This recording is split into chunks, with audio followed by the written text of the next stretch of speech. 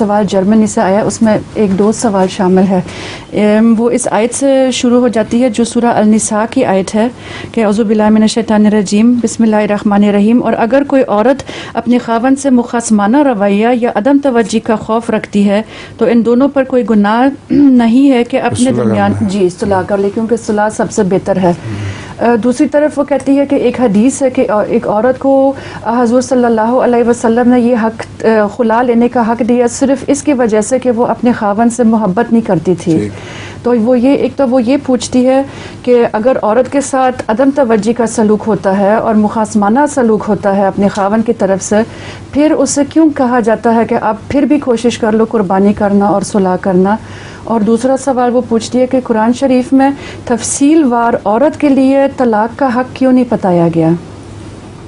یعنی کہ آدمی کے لیے کوئی آیات ہوتے ہیں قرآن کریم میں اللہ تعالیٰ نے یہ فرما دیا ہے کہ جیسا مرد کا عورت پر حق ہے ویسا ہی عورت کا مرد پر حق ہے۔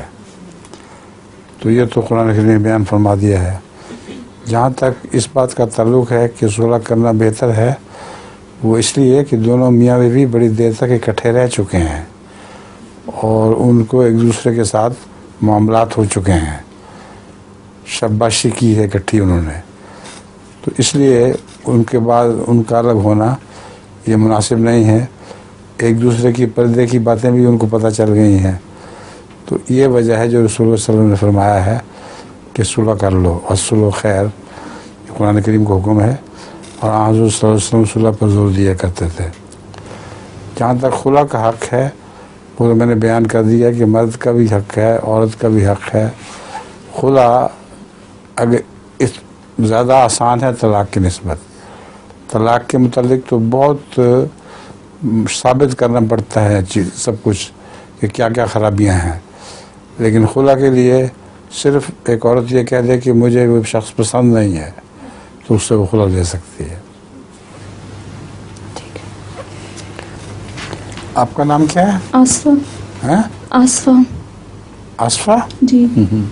حضور لطیفہ سنا ہے؟ حضور ایک پاگل خانے میں دو پاگل ایک کمرے میں رہتے ہیں، تو ڈاکٹر آتا ہے اور کہتا ہے کہ آپ لوگوں کا کمرہ جو ہے تبدیل ہونا ہے، تو کچھ ہدایات دیتا ہے کہ یہ کام کرنا ہے، چیزیں سمیٹ لو اور یہ الماری بھی باہر نکالنی ہے اور تم دونوں نے مل کے کام کرنا ہے، تو دھیان رکھنا مل کے کام کرنا ہے تم لوگوں نے۔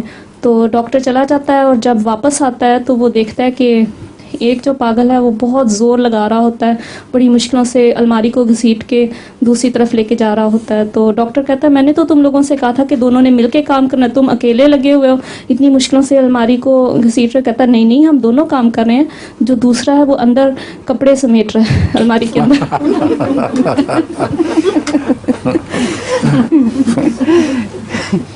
ہاں جی، آپ بتائیں۔ میں لطیفہ